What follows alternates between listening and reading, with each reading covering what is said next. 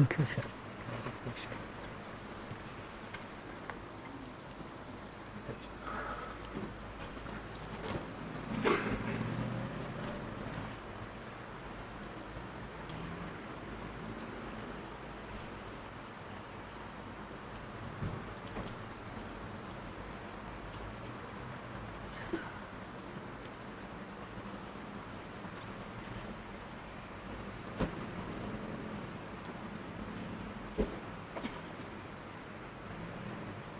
You heard all the announcements. May I also announce that I'm going to talk. And also that you are going to share in the talk. It is not a solo, but together. And the speaker means together. Not that he is leading you or helping you or trying to persuade you, but rather together. And that word is important. Together we take a very, very long journey. It's rather a difficult path.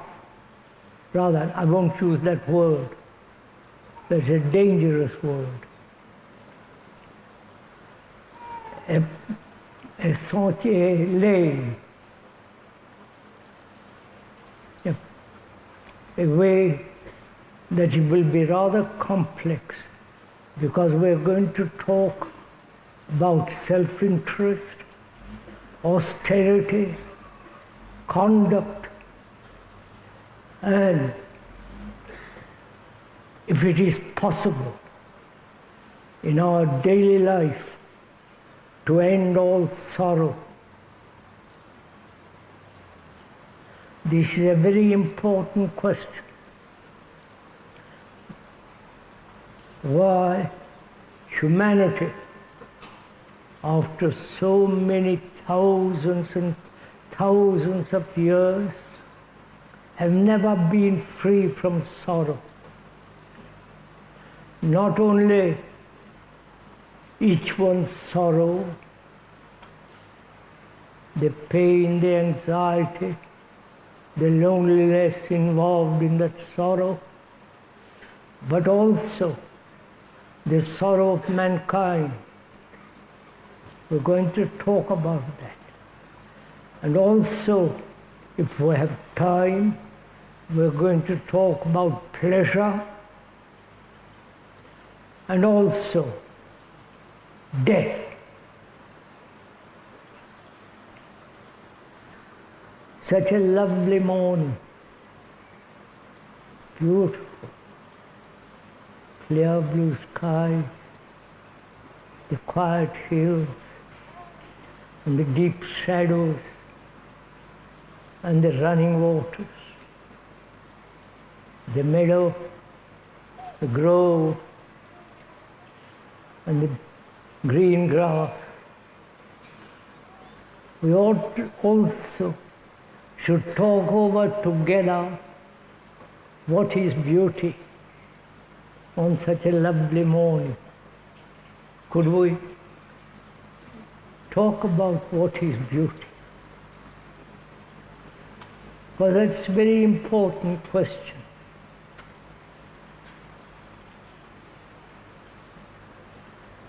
Not the beauty of nature or the extraordinary vitality, dynamic energy of a tiger.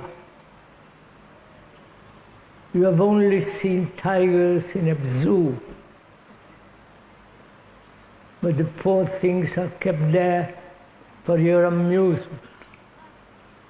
If you go to some parts of the world, as the speaker has done, he was close to a wild tiger, as close as 2 feet away.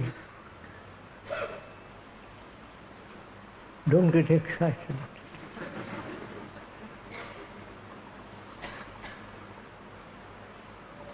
And we should also go into this question, because without beauty and love, there is no truth.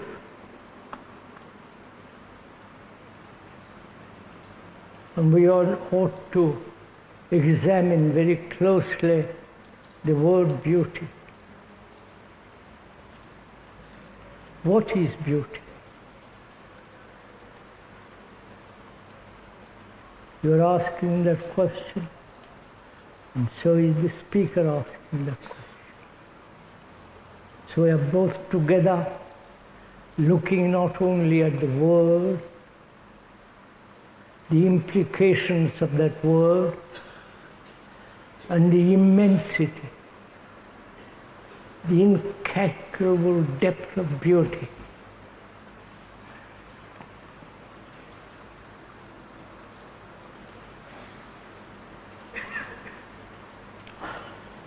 Should we talk about it?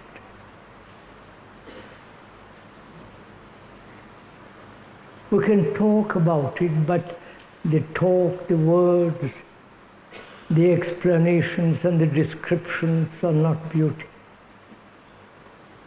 The word beauty is not beauty. It is something totally different. So one must be, if one may point it out, one must be very alert to words. Because our brain works, is active in a movement of words. Words convey what one feels, what one thinks,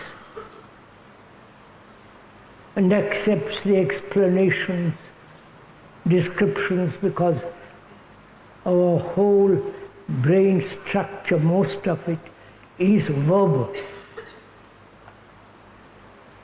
So one must go into it very, very carefully, not only with regard to beauty, but also with regard to austerity, with regard to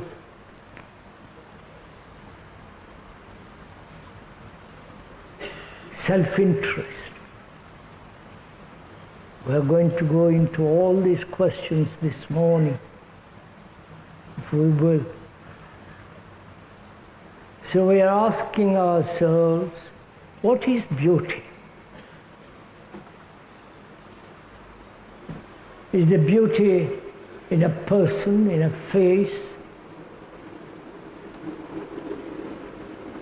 Is beauty in the music?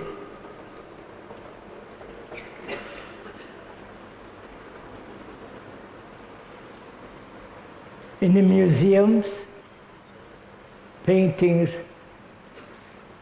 classical paintings, modern paintings? Is beauty in all the music, Beethoven, Mozart, Bach, and all the rest of them? Is beauty in a poem, in literature, dancing, and all the noise that's going on in the world called music?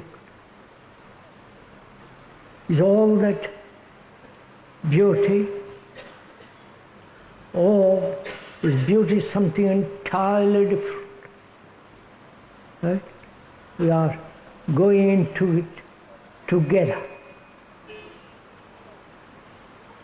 Please don't be, if one may respectfully point out, don't accept the words.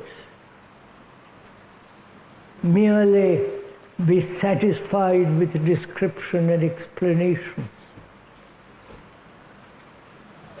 Not agreeing and disagreeing, all that business. Let's put out all that. if we can, from our brain and look at it very carefully, stay with it, penetrate into the world.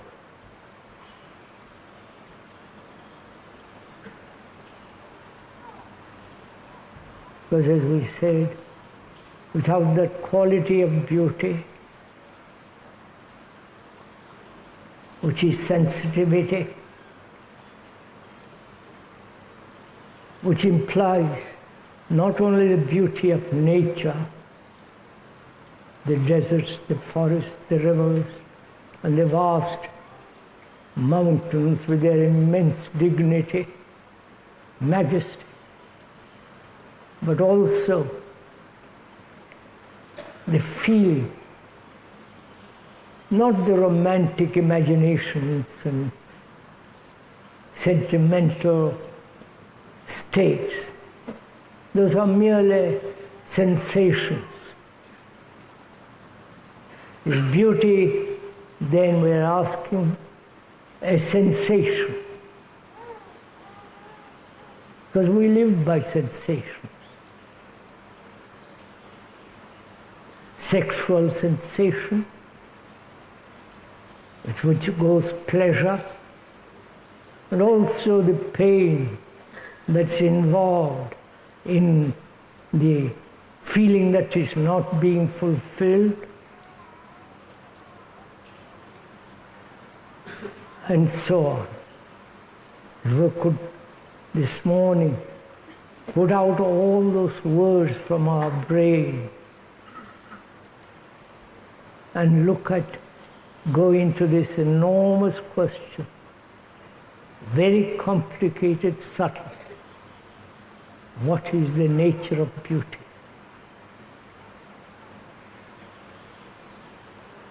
We're not writing a poem.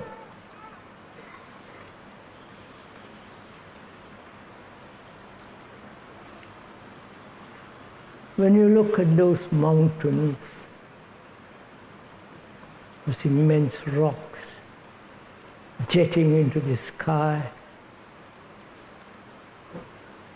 if you look at it quietly, you feel the immensity of it, the enormous majesty of it. And for the moment, for the second, that tremendous dignity of it, the solidity of it, puts away all your thoughts, your problems for a second, right? And see how marvelous that is. So what has taken place there?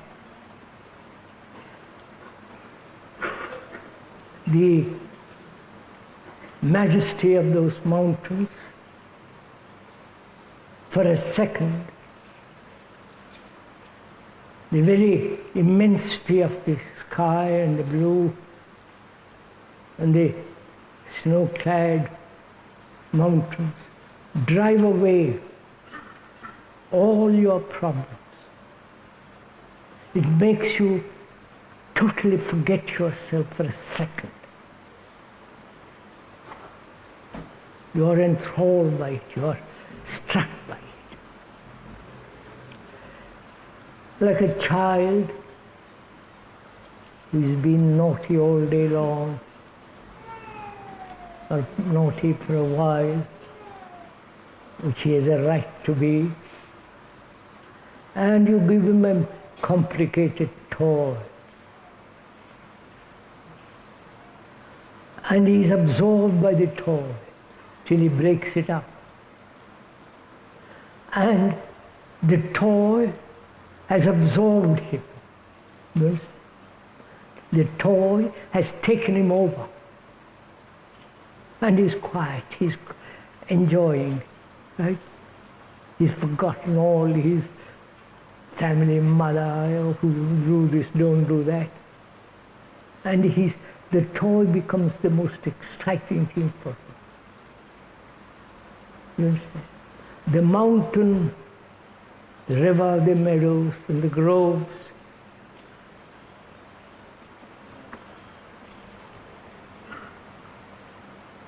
absorb you. You forget yourself. Right? So, is that beauty? You understand? To be absorbed by the mountain, by the river, or the green fields. Or that means you are like a child being absorbed by something else. Right? And for the moment you're quiet. Being absorbed, taken over, surrendering yourself to something.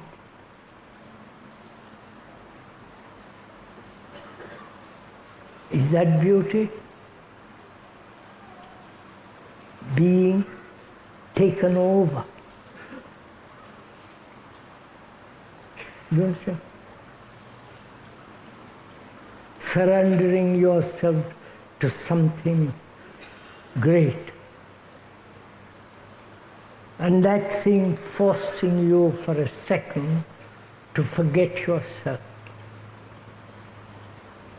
So then you depend as the child does on a toy, or depend on a cinema, television, and for the moment you're identified yourself with the actor or the actress. Surely all that is a form of being taken away from yourself, right? Would you consider that state being taken over, surrendering, being absorbed, that quiet second? Is that beauty? When you go to a church or a temple or a mosque, there the chanting, the rituals, the intonation of the voice, everything is so organized, so carefully put together to create certain sensation, which you call worship, which you call a sense of religiosity. Is that beauty? Or beauty is something entirely different? You understand? Are we understanding this question together?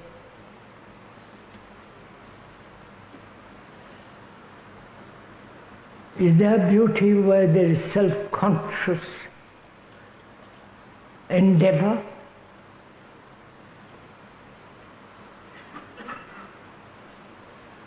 Or there is beauty only when the self is not,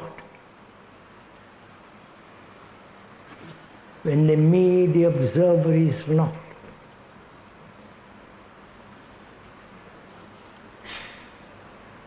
So is it possible, without being absorbed, taken over, surrendering, to be in that state, without the self, without the ego, the me always thinking about itself? You understand my question? Is that possible at all?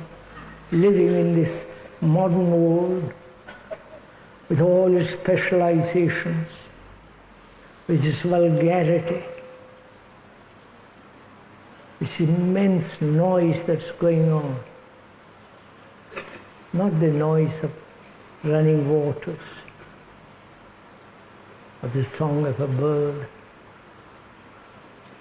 But is it possible to live in this world without the self, the me, the ego, the persona, the assertion of the individual?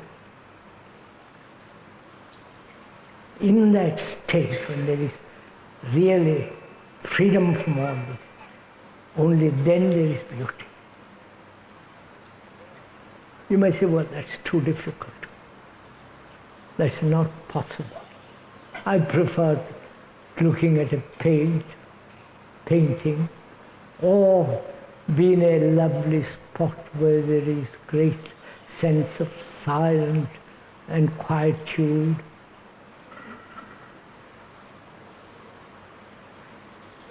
And is it possible to have no self-interest at all? Right? We are going to go into that.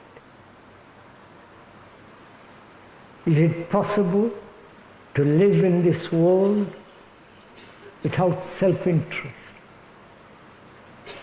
What does self-interest mean? What are the implications of that word?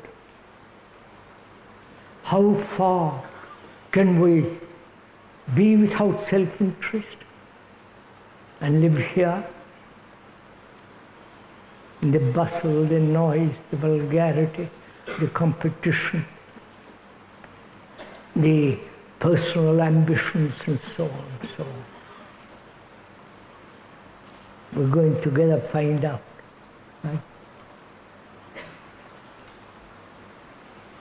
Self-interest, you know what that word means, so I don't have to explain it. Self-interest hides in many ways, hides under every stone and every act,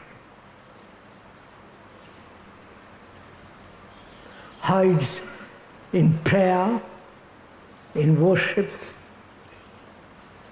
in having a good profession, in having great knowledge, in having a special reputation like the speaker.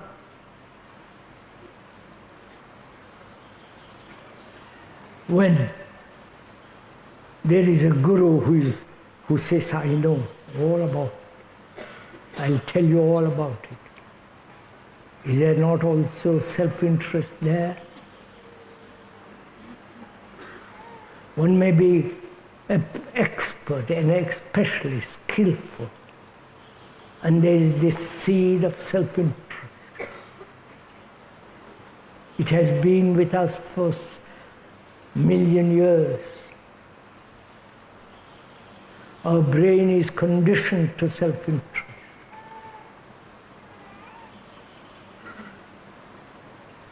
And if one is aware of that, which means just to be aware of it, not to say I'm not self-interested, it is wrong, it's right, how can one live without self, all the arguments and pros and cons.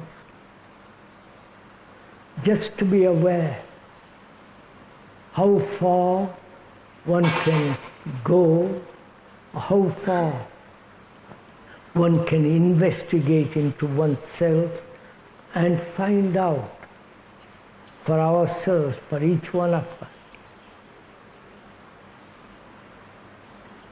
how far in action, daily activity, how far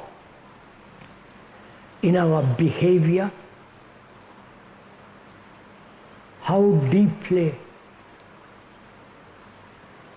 can one live without a sense of self-interest.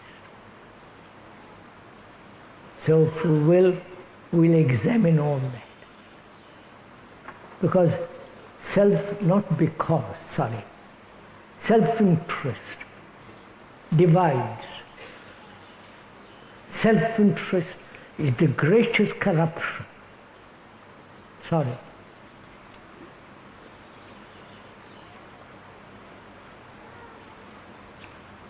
The word corruption means to break things apart. Rompere, to break. And where there is self-interest, there is fragmentation. Your interest as opposed to my interest. My desire opposed to your desire. My urgence to climb the ladder of success opposed to yours. So, where there is self-interest, just observe it. No, you can't do anything about it. You understand? Just to observe, to stay with it and see what is taking place. If you ever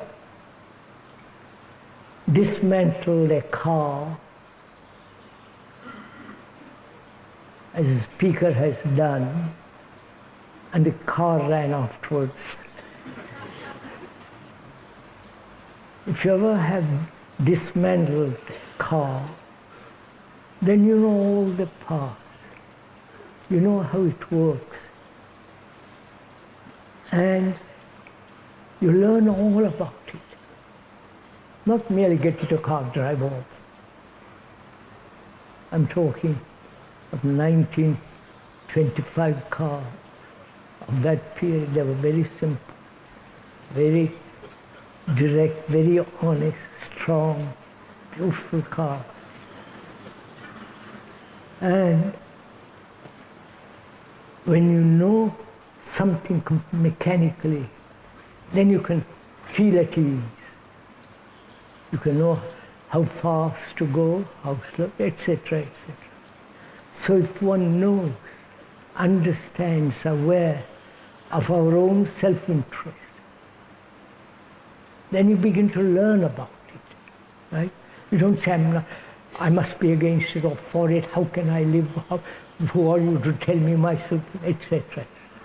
If when you begin to be aware, choicelessly, not say, well, this is my self-interest, but to be aware choicelessly of your self-interest, to stay with it, to study it, to learn it, to observe all the intricacies of it. Then you can find out for us, one can find out for oneself where it is necessary, where it is completely not necessary. Right? It is necessary to live daily, right? To have food, clothes and shelter, and all the physical things. But psychologically, inwardly, is it necessary to, is there a necessity to have any kind of self-interest? You understand my question? That is to investigate relationship, right? You understand? Because in our relationship with each other, there is mutual self-interest. You satisfy me and I satisfy you. You use me and I use you. I sell you, you sell me down the river. Right? You understand all? We, in our relationship, is there self-interest. This is important to understand because, sorry, I don't use that word, it's silly. To find out if there is self-interest in our relationship, where there is self-interest, there must be fragmentation, breaking up, right? I am different from you. Self-interest. What is relationship? Relationship to the earth, to all the beauty of the world, to nature, and to other human beings, and to one's wife, husband, girl, boy, and so on. What is that bondage? What is that thing that we say, yes, I'm related? You understand? Please investigate this thing together. Don't please rely on the description that the speaker is indulging in. Let's look at it closely. What is relationship? And when there is no relationship, we feel so lonely, depressed, anxious, the whole series of movements hidden in the structure of self-interest. What is relationship?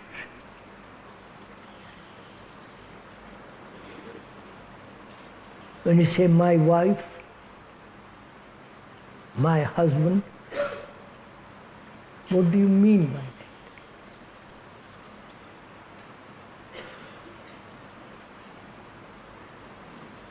When you are related to God, if there is God,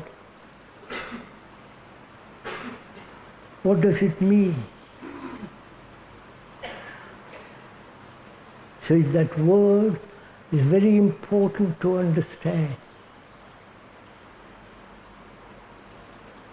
I'm related to my wife, to my children, to my family. Let's begin there. That's the core of all society, family. In the Asiatic world, family means a great deal.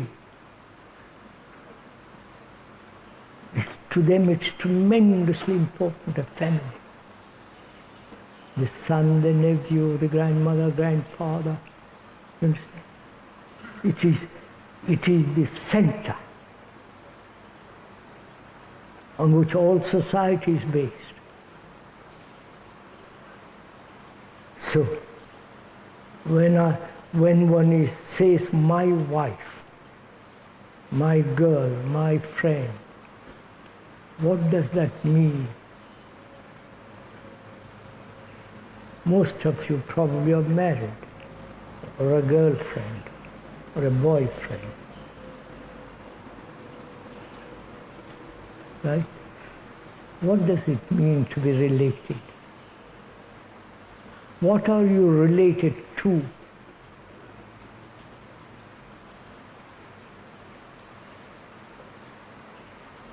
When you follow a guru and say, I am following him, what are you following?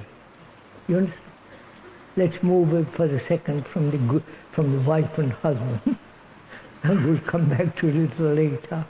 You might rather not like to investigate that question, husband and wife, girl and boy, but we can approach it more quietly. When you follow somebody, guru, a prophet, when you follow the speaker or some other person, politician, and so on, what is it you are following? What is it that you are surrendering, giving up? You understand?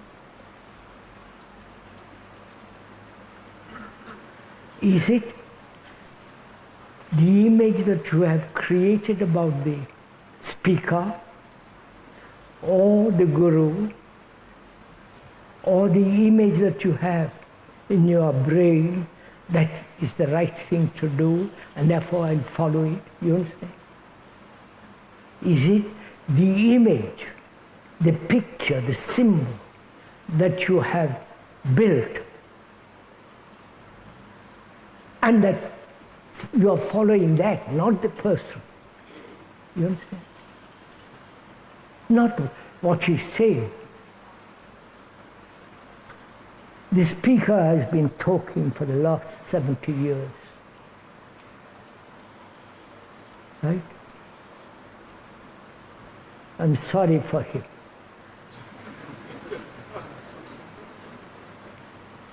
And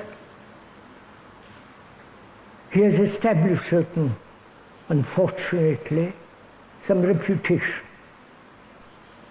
And the books and all that business. So you have created naturally an image, a reputation.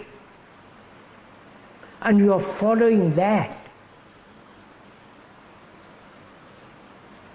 Not what the teaching says. Right? The teaching says don't follow anybody. But you have the image built, and that you are following that which you desire, which satisfies you, which is of tremendous self-interest, right? Now let's come back to the wife and husband and all the rest of it. When you say my wife, what do you mean by that word? What is the content of that word? What is behind the word? You understand? Look at it. Is it all the memories, the sensations, pleasure, pain, anxiety, jealousy, all that is embodied in the wife, right? Or in the husband. The husband is ambitious, wants to achieve a better position, more money, and the wife is not only remains at home, but she has her own ambition, her own desires. So there they are. They may get into bed together, but the two are separate all the time. Right? Let's be simple with these facts and honest. And so there is always conflict. One may not be aware of it, so no, we have no conflict between us. But scrape that little bit with a heavy shovel or with a stapel, and you'll find there the root of all this is self-interest, right? And the self-interest may be in the professionals. Of course there is doctors, scientists, the philosophers, the priests. The whole thing is this, you understand? Which is sensation, desire, fulfillment. Right? We are not exaggerating, we are simply stating what is. Not trying to cover it up, not trying to get beyond it or anything. There it is. That's the seed in which we are born, and that seed goes on flowering, growing till we die. Or there is a control of all that. You understand? Controlling the self-interest. That very control is another form of self-interest. Yeah? How cleverly self-interest operates. And also it hides behind austerity. So to examine that word, what do we mean by austerity? Right conduct. Right? What is austerity. Because the whole world, especially the religious world, has used that word, have laid down certain laws about austerity, especially for the monks in various monasteries of the West. And also this, as there are no monasteries in India and Asia, except in certain Buddhists and so on. In India, they are single. You understand? There is no organized monastery, fortunately. So, what do we mean by that word austere? With which goes great dignity. You understand? What do we mean by that word, austere?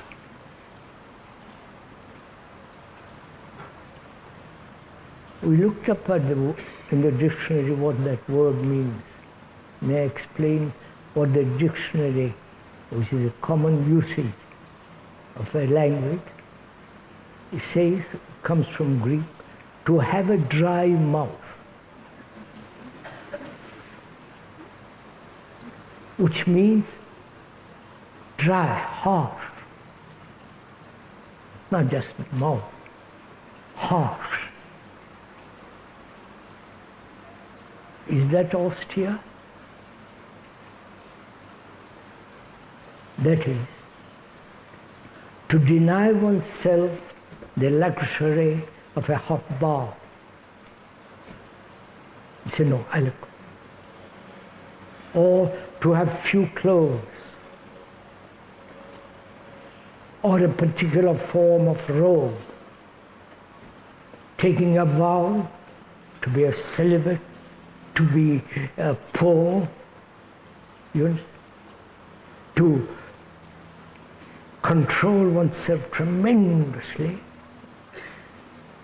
all one's desires, all the rest of it. Is that austerity? Or austerity is something entirely different? One has those who have fasted, who have sat up straight, endlessly controlling themselves, having few clothes. Surely all that is not austerity, it's all outward show, right? So, is there an austerity that is not a sensation? Yes? That's not contrived act. That's not cajoled. That is not saying, I will be austere in order to. Is there an austerity that is not visible at all to another? You understand what we? Is there an austerity that is an austerity that has no discipline? The word discipline means to learn the sense of, right? The sense of a wholeness inwardly, in which there is no cleavage, there is no breaking, there is no fragmentation.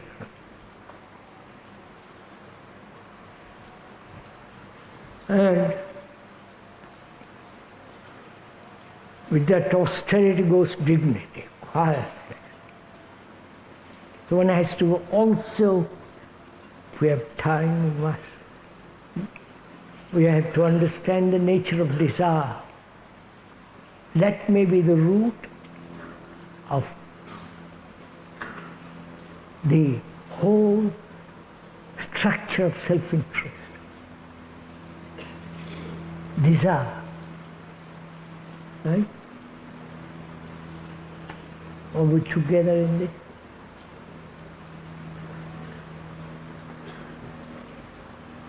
Desire is a great sensation. Right? Desire is the senses coming into activity. As we said earlier, sensation is great importance to us. Sensation of sex, sensation of new experience, sensation of meeting somebody who is well known. I must tell you this lovely story of a friend of ours met the Queen of England, shook hands with her, and went on all that kind of stuff. After it was all over, a person came up to her and I said, may I shake hands with you because you have shaken hands with the Queen. It is all this, we live by sensation. Sensation is tremendously important for us. Sensation of being secure, please watch it. Sensation of having fulfilled. Sensation of great pleasure, gratification, and so on. What relationship has sensation to desire? You understand? Is desire something separate from sensation? Go into this, please. Important to understand this thing. I'm not explaining it, we are together looking at it. What is the relationship of desire to sensation?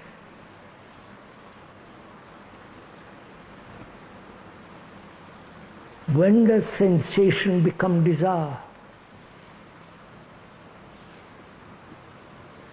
Or are they inseparable? You follow? Or are they always go together? Right? Are you working as hard as the speaker is working? Or you just say, yes, go on with it?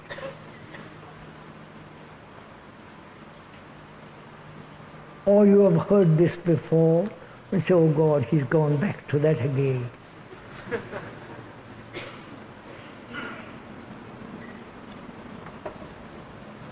You know, the more you understand the activity of thought, the more you get really depth, the root of thought, then you begin to understand so many things.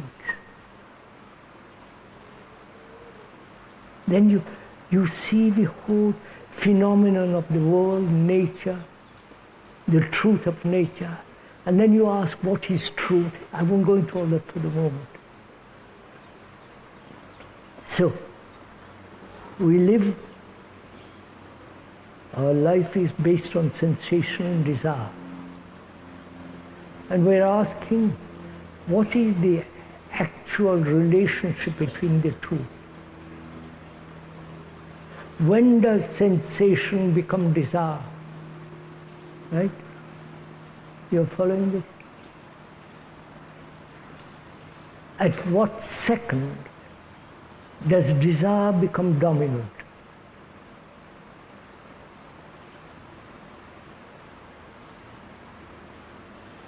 I see a beautiful camera with all the latest improvements. All that you have to lift the camera, look at it, it's already taken. There is sensation of observation, right? The seeing the beautiful camera. beautifully made, very complex, and it has great value as a pleasure of possession, pleasure of taking for and all the rest of it. So there is sensation, seeing that camera there. Then, what is that sensation to do with desire? You understand? When does that desire begin to flower into action, say, I must have it? You understand? Right, sir? Have you observed the movement of sensation? Whether it's sexual, whether it is climbing the hills and the valleys and looking at all the world from a great height, or when you see a lovely garden, see the beautiful garden, and you have a little lawn around your place, and you see this take place, and then what takes place? That turns this sensation into desire. You're following all this?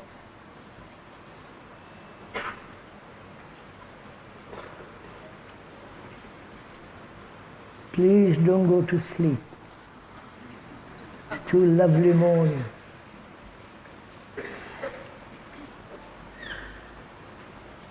If you stay with this question, what is the relationship of sensation to desire? Stay with it. Not try to find an answer, but look at it, observe it, see the implications of it. That is to stay with it. Then you will discover that sensation, which is natural and so on, that sensation is transformed into desire when thought creates the image out of that sensation. Capito? You understand? That is, I have a sensation, there is a sensation of seeing that camera. Very expensive, beautiful, and so on. There is sensation. Then thought comes along and says, I wish I had that camera. You holding it, you taking your pictures and so on. Then thought creates the image out of that sensation, right? At that moment, desire is born. I don't know, is it clear? Right, sir? Look at it yourself, go into it. You don't need any book, any philosopher, anybody, just to look at it. To look at it patiently, tentatively, move slowly, then you come upon it very quickly. That is, when sensation becomes, or sensation is a slave to thought, and thought with its image creates something. At that moment, desire is born, right? And we live by desire. I must have this, I don't want it, I must become. For this whole movement of desire. Now, what relationship has desire to self-interest? We are pursuing the same thread.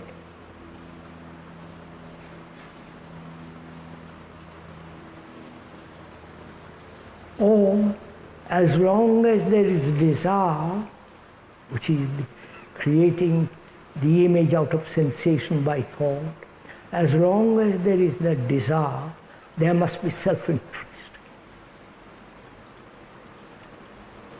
Right?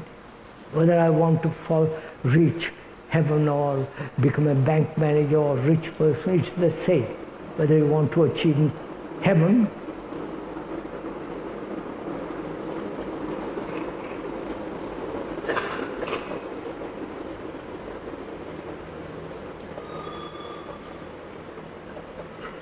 whether one wants to achieve heaven or become a rich man, they're exactly the same.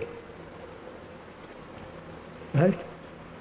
If one desires to be a saint, a noble, and all that business, and the other fellow says, I'm going to have great skill, it's exactly the same thing. Right? One is called religious, the other is called worldly. How the words cripple us. Right? We don't look at things. So we must come to the question, it's now 11:30. We must come to the question, what is sorrow?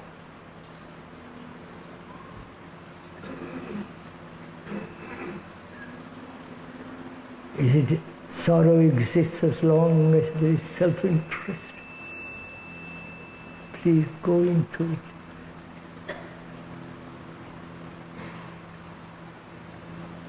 If you understand all this, you don't have to read a single book.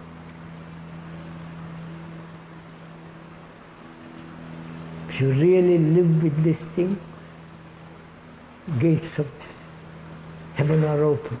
Not heaven, you understand? That's just a form of speech. So we're asking a very serious question, which has haunted man from the beginning of his existence, million years or more. What is sorrow? The tears, the laughter, the pain, the anxiety, the loneliness, the despair. And can it ever end? Or man is doomed forever to live with sorrow. Also, everyone on the earth, everyone, whether highly placed or nobody at all, everyone goes through this turmoil of sorrow, the shock of it, the pain of it, the uncertainty of it, the utter loneliness of it.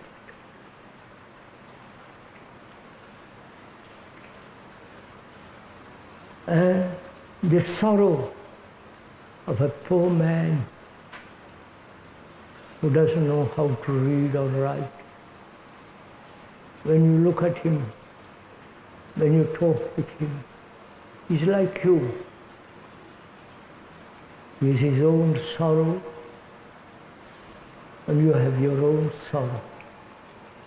Understand all this? So, the sorrow of millions and millions of people who have been slaughtered by the powerful, by the bigoted, tortured by churches, the infidel and the believer. You understand? Religion, especially Christianity, has murdered more people than anybody else. Sorry.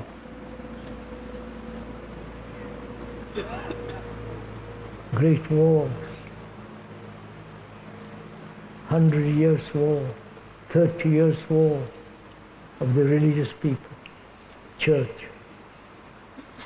All this, there is sorrow in the world, right? Sorrow of the man who has nothing except 1 meal a day and sleeping on the pavement. You don't know anything about all that. So there is sorrow. What does that word mean? Is it a mere remembrance of something that you have lost, and therefore you feel sorrowful? You understand?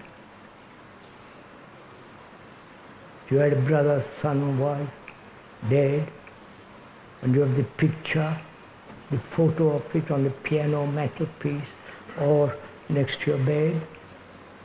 The remembrance of that incident, the remembrance of all, the memories of all those days, and that those memories are subtly cut off, right? Is that sorrow? Is sorrow engendered, cultivated by memory? You understand all my question? Do you understand my question? Our question is to each other. Does memory of the things remembered, and when that is cut by death, by accident, old age, or whatever it is, you understand? When the memory is not, actually not, but the memory continues, is that sorrow? Is sorrow related to memory? Come on, sir.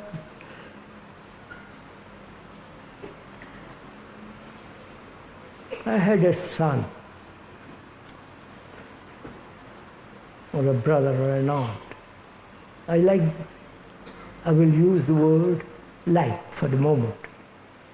I call that like love. I liked those people very much. I lived with them, I chatted with them, we played together. All that memory is stored. And my son, my brother, my mother, or something dies. He's taken away, gone forever. And I feel a shock, shed tears, and I feel terribly lonely. And then I run off to church, temple, pick up a book, do this or that, to escape. Or say, well, I'll pray and get over it. Jesus will save me, you know, all that business. Sorry, I'm not belittling the word. Or use the other word, Buddha or Krishna in India. You follow? It's the same name, is there? It's the same thing with different names. Or the same symbol, or the same content of the symbol. Symbols vary, but it's the same content. So, is sorrow merely the ending of a certain memories? Actually, though I have memories, but the actuality that created those, that brought together those memories, have ended. Therefore, I feel I'm lost. I've lost my son.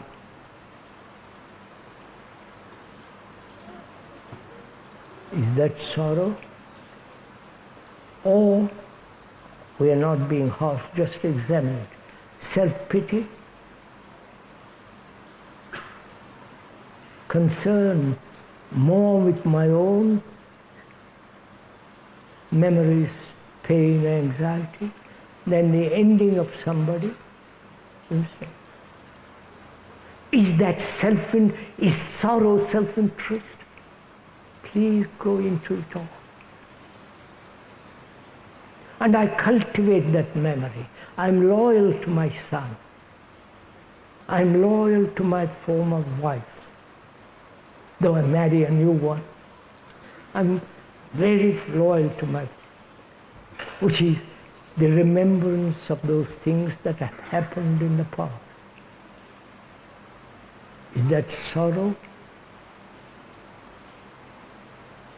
Or There is the sorrow of failure, success, the whole momentum of self-interest, identifying itself with that word and shedding tears.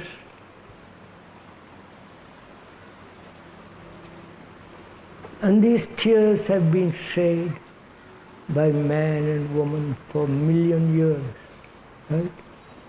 And we are still crying. There is a war in Lebanon, in Afghanistan, the brutality of all that. And the Afghans and the Lebanese are crying, shot to pieces, because of an idea that we must dominate, we must be different, right?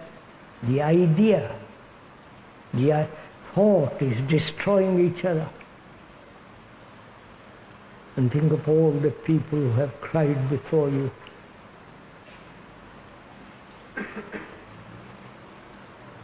So is there an end to sorrow? The word sorrow also implies passion.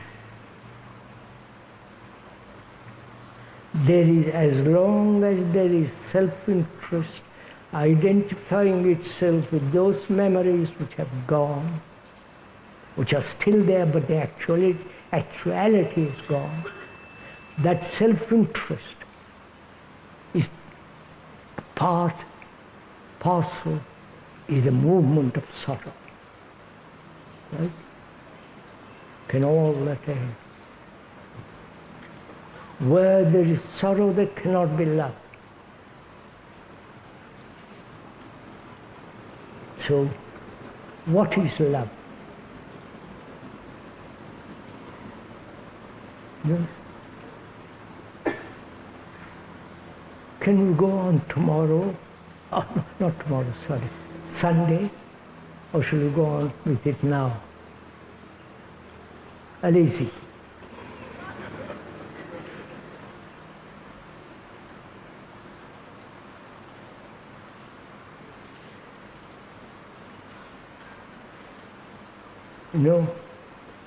We're entering into very, very serious subjects, all this. It's not just something you play with for a Sunday or Wednesday morning. It's something deeply serious, all this.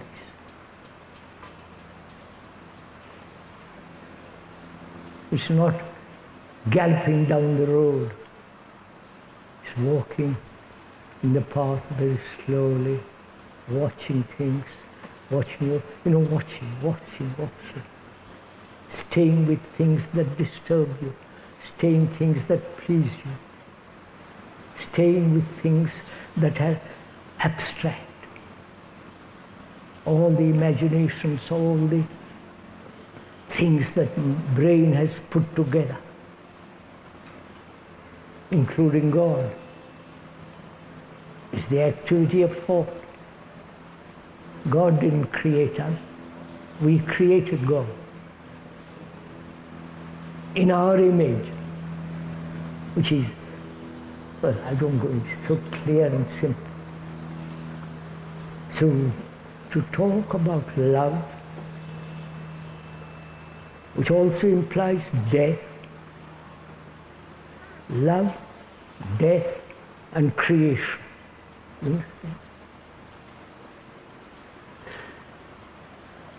You can spend an hour on this, but it's very, very serious.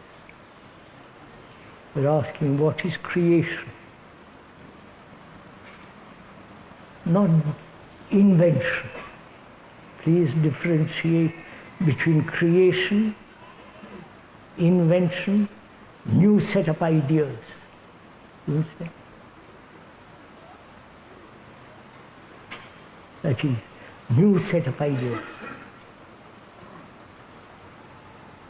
And those new set of ideas are inventions, technologically, psychologically, scientifically, and so on. We're not talking about ideas. We are talking about very serious thing. That is love, death and creation. This cannot be answered in 5 minutes. Forgive me. We'll deal with it tomorrow, next Sunday. Not that I'm inviting you.